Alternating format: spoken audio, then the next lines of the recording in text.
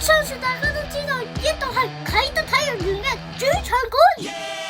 今年嘅香港國際7人欖球賽正式進駐，亦都係我第一次參加呢個國際盛事。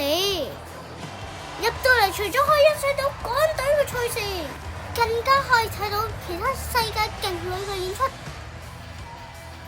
當然最難忘嘅一定係 Mini Rugby Union 嘅 March In。大家有冇見到 USRC Tigers 啊？我都係 UH 嘅一份子，希望明年可以參加到 Mini Rugby 嘅比賽啦。大家又鍾唔鍾意啟德體育園啊？留comment話我知啦。多謝收看。